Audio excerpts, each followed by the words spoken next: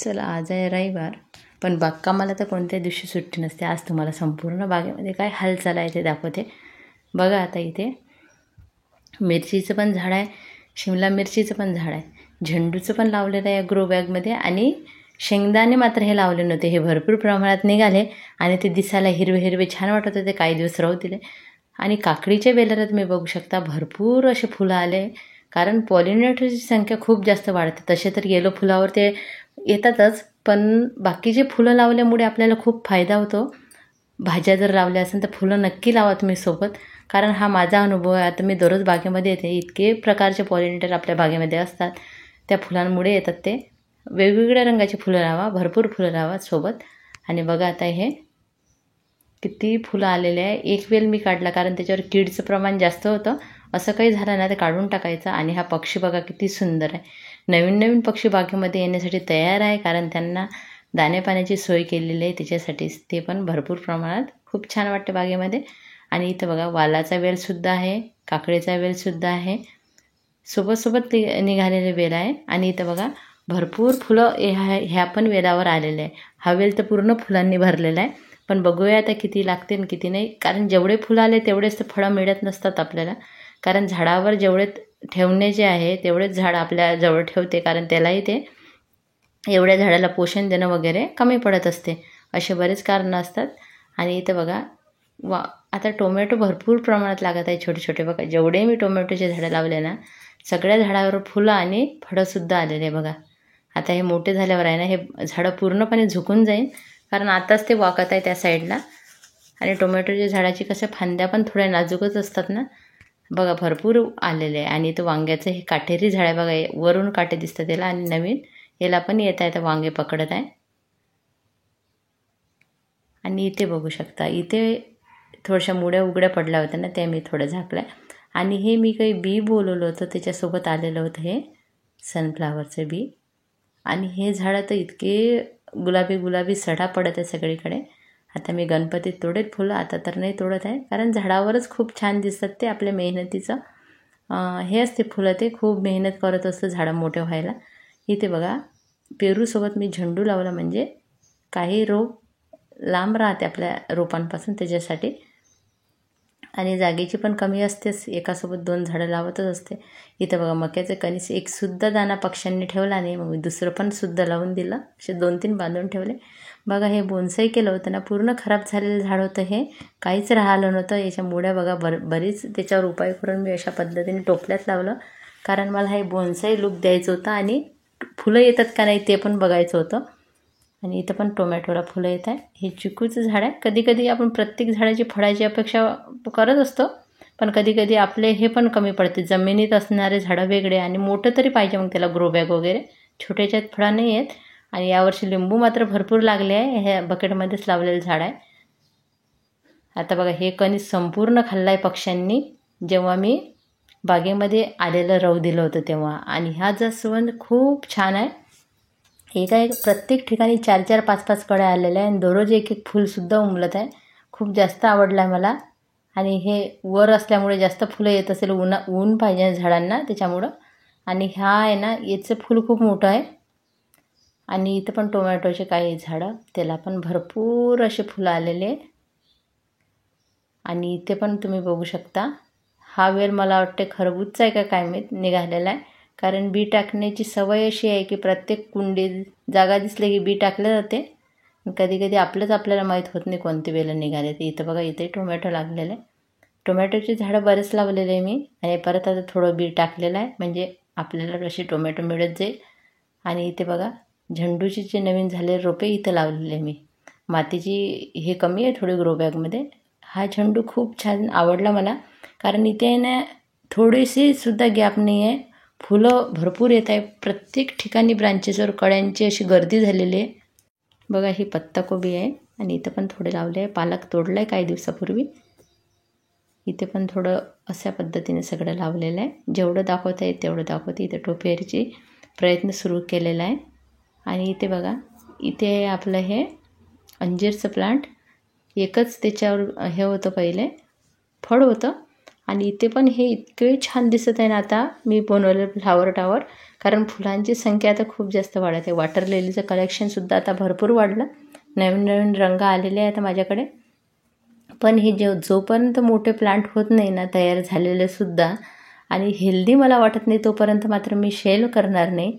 कारण प्लांट आपल्याला खात्री वाटली पाहिजे की हा दुसऱ्याकडे जगेल तेव्हाच द्यायचा असं मला वाटते. आणि हे नवीन ट्यूबर लावलेले आहे कमळचे. वेगवेगळ्या रंगाचा हा शौक असा लागते ना की एक आला की त्याच्यामुळं आपण दुसरा आणतो तिसरा आणतो. हा वाढतच जाते छंद. कमी होणारा नाही आहे हा बागकामाचा. आणि इथे पण बघा भरपूर कड्या आलेल्या आहे. हा पण रंग खूप छान आहे. हे वॉटर लिलीचं आहे सर्व माझं.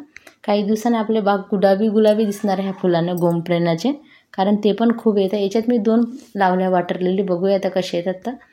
आणि हा कमळ आहे ना खरंच खूप छान आहे. बघा हा मी खूप छोटासा लावलेला होता. म्हणजे ट्यूबर रनर म्हणू शकतो आपण ते. आणि बघा आता भरपूरच वर येत आहे. छोटे छोटे प्लांटसुद्धा मोठे होत आहे. आणि मधुकामिनी खूप जास्त आवडला मला ह्या सुगंधामुळे. आणि फुलं येतच राहतात काही काही दिवसातून त्याच्यामुळं जास्तच आवडला. बघा हे प्लांट पूर्ण फुलांनी भरेल ना खूप सुंदर दिसणार आहे. आणि मला खूप जास्त आवडते तो. आणि इथं बघा मला वाटलं इथं बी तयार होईन ऑर्डिनियमचं पण ते पडले आता बघा अशा पद्धतीने. आणि ही पण कडी बघा खूप सुंदर सुंदर कड्या आलेल्या आहे. म्हणजे हा एक कमळ असा आहे की याला भरपूर कड्या फुलं येतात आणि काही काही दिवसातून येतात. आणि इथे पण बघा इथं पण आपलं खूप छान आता कटई केलेली आहे हे आपलं. आणि इथं बघा पक्ष्यांची हालचाल चालू आहे. हे दोरे आहे ना ते सर्व नेते यावर्षी. बघा याचं कलेक्शन खूप वाढलं आहे माझं कलांचूचं. हे पूर्ण कटिंग लावलेली आहे. कारण इथं पण आता मी बीज म्हणजे छोटे रोपं लावत असते. इथं कटिंग वगैरे लावण्याचा हा भाग ठेवलेला आहे मी. कारण इथं सावली असते आणि अंगूरचे 2 वेळे लागले असे दिसते. बघा भरपूर कटिंग लावण्याचं काम सुरू असते. हा डबल पॅटर्न निशिगंधाचे रोपे तयार करणं सुरू आहे माझे. खूप सुगंध येते रात्रीच्या वेळेला त्या प्लांटचा. इथे पण सर्व झेंडूची कटिंग यावर्षी चालूच आहे. कलांचू माझ्या बागमध्ये खूप छान दिसणार आहे हिवाळ्यानंतर. आणि इतके सुंदर फुलं असतात खूप दिवस झाडावर राहतात आणि याची आवड वाढतच गेलेली आहे.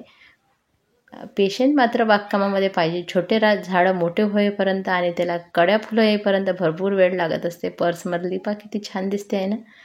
इथं कांद्याची पात होती ती काढून नेली. जेव्हा वाटलं तेव्हा भाज्या नेते. आणि हे पण बघू शकता तुम्ही किती छान छोटे छोटे कुंडीत नर्सरीमधल्या कुंडीत उरलेले रोपं लावले होते. आणि बी बघा हे मोहरीचं किती छान तयार झालं. कारण पॉलिनेटर जास्त असले ना तर हे बी खूप छान तयार होते आपल्या बागेमध्ये. आणि याच्यावर सुद्धा भरपूर येते. मोहरीचे मध्ये मध्ये झाडं लावले ना या पिवळ्या रंगाला खूप अट्रॅक्ट होतात ते आणि येतात. आणि हे सगळं गुलाबी सडा इकडे साईडनं पडलेला आहे सगळा. आणि हा आता मी गणपतीमध्ये काही फुलं तोडेल कारण याच्यावर आता बी बनायला सुद्धा सुरू झालं. कमी काळासाठी असतात हे फुलं मग बी तयार होते.